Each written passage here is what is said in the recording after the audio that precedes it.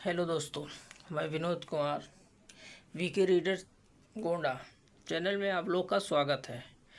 दोस्तों, पहले मैं आप लोग को लर्निंग संबंधी जो प्रश्न लाया था और उसको कुछ थ्योरी थी जो आप लोग को समझाया था, वो थॉर्नडाइक के थे। आज हम थॉर्नडाइक गेस्टाल्टवादी का समझेंगे, जो थोड़ा आप लोग के लिए बहुत महत्वपूर्ण है। आज देखते हैं गेस्टाल्ट का अधिगम का सिद्धांत। उन्होंने गेस्टाल्ट का अधिगम का जो सिद्धांत है वो अंतर्दृष्टि का सिद्धांत या सूझ का सिद्धांत कहते हैं।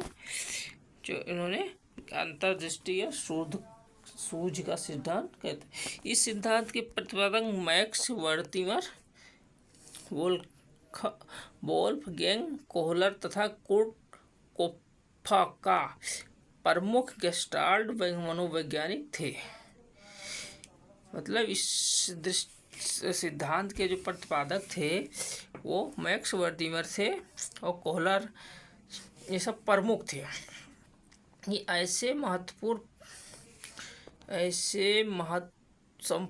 संपूर्ण परिस्थिति एक समान रूप में देखता है, लेकिन जब कोई समस्या आता है तो उद्दीपक और क्रिया के संबंधित करके नहीं सीखता, तब वो संपूर्ण समस्याओं को समाधान खोजता है तथा तब प्राणी अपने सूझ की दृष्टि से खोजते हैं और सफल होता है। इस नियम के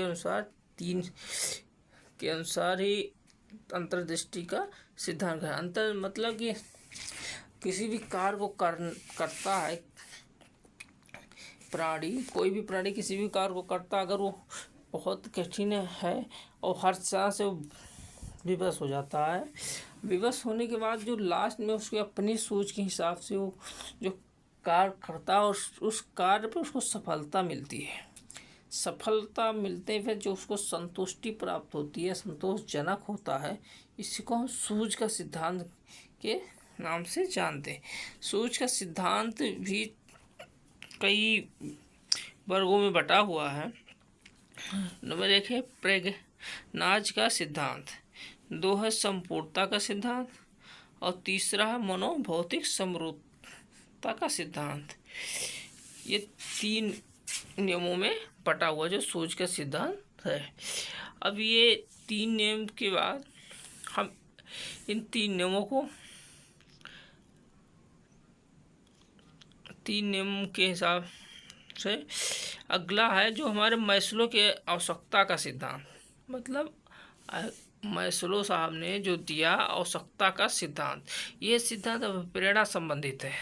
इससे जो प्रेरणा संबंधित है, जिसमें आवश्यकता अनुक्रिया सिद्धांत कहते हैं। मतलब ये सिद्धांत जो है प्रेरणा देता है अंदर से, और अनुक्रिया प्रेरणा जब मिल गई तो अनुक्रिया करना ही है, जो काफ़ी लोकप्रिय था। ऐसे सिद्धांत जो आवश्यकता के साथ बहुत लोकप्रिय हुआ, बहुत अच्छे सिद्धांत हुए जो बहुत अच्छा लगा। इसमें विभिन्न प्रकार के व्यवहार संबंधित आवश्यकताओं पर प्रकाश डाला। मतलब प्राणियों के व्यवहार के संबंधित आवश्यकताओं पर प्रणाली के किस प्राणी को किस तरह से व्यवहार है और क्या आवश्यकता है, उस पर प्रकाश डाला। तो इनकी भी निम्नवत कुछ सिद्धांत थे इनकी दैहिक आवश्यकताएं। नंबर 2 था इनका सुरक्षात्मक आवश्यकताएं। नंबर 3 था संबंध आवश्यकताएं। नंबर 4 था सम्मान की आवश्यकताएं। और नंबर 5 था संज्ञानात्मक आवश्यकताएं। नंबर 6 था सौंदर्यबोधी आवश्यकताएं। नंबर 7 था आत्मसिद्ध की आवश्यकता। मतलब इनकी जो आवश्यकता 7 आवश्यकताएँ हैं। अब इसका प्रश्न बनता है मैस्लो के अनुसार से उनकी कितनी आवश्यकताएँ थी, तो मैस्लो के अनुसार से उसकी 7 आवश्यकताएँ थी। अब उसकी ये भी प्रश्न बनता है मैस्लो के अनुसार प्रथम आवश्यकताएँ कौन थी, तो प्रथम आवश्यकताएँ जो हमारी थी दैहिक आवश्यकताएँ, और ये मैस्लो के अनुसार तृतीय आवश्यकताएँ कौन सी, तो तृतीय इनकी आवश्यकताएँ थी संबंधन आवश्यकताएँ। ऐसे ही मैथलों के अनुसार पांचवें अवसक्ताएं कौन थे? तो पांचवें अवसक्ताएं है संज्ञानात्मक अवसर। ऐसे ही प्रश्न बनते हैं जो इस किस तरह से बनते हैं, ऐसे आप लोग को मैं बता दिया। धन्यवाद।